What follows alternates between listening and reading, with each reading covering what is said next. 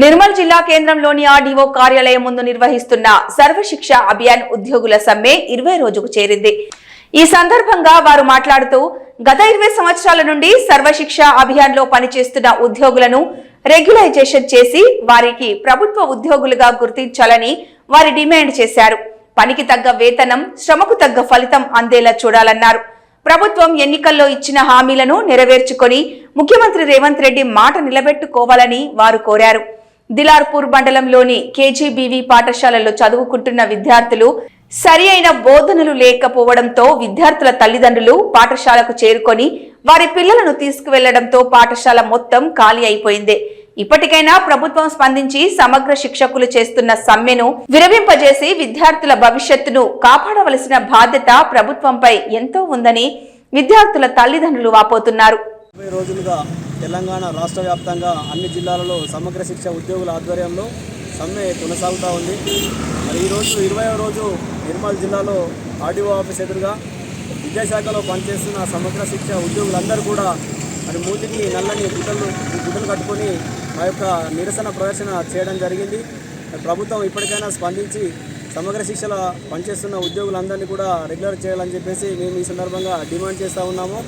గత 2 రోజులుగా నిర్మల్ జిల్లాలో పనిచేస్తున్నటువంటి బోధనేతర సిబ్బంది వంటవారు కూడా ప్రత్యక్షంగా సమ్మెలో పాల్గొనడం జరిగింది. మరి వారు కూడా 20 రోజులుగా సమ్మెలోనే ఉన్నారు.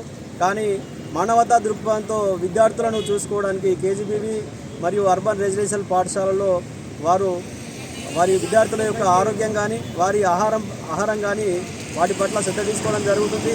కానీ గత 2 రోజులు ఆ సిబ్బంది కూడా పూర్తిగా టెంట్ కింద వచ్చి కూర్చున్నప్పుడు మరి ఈ ప్రభుత్వ అధికారులు ఆ పాఠశాలల్లో తాత్కాలికంగా అరేంజ్మెంట్ చేశారు.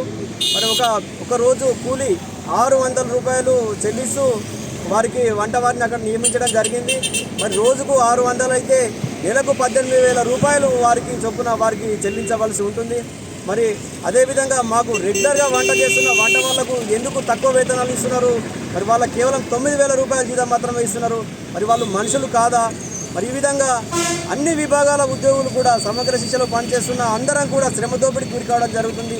చాలా తక్కువ వేతనాలతో ఈ ప్రభుత్వము సమగ్ర శిక్ష ఉద్యోగుల మరి నెత్తురు తాగుతోందని చెప్పేసి సమగ్ర శిక్ష ఉద్యోగుల జీవితాలతో ఆడుకోవద్దు.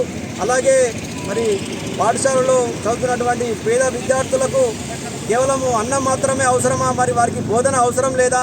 మరి నిన్న జిల్లా అధికారులు నిర్మల్ జిల్లాలో మా దీక్ష శిబిరానికి వచ్చి వంటవారిని పంపించవలసిందిగా మమ్మల్ని వేడుకోవడం జరిగింది.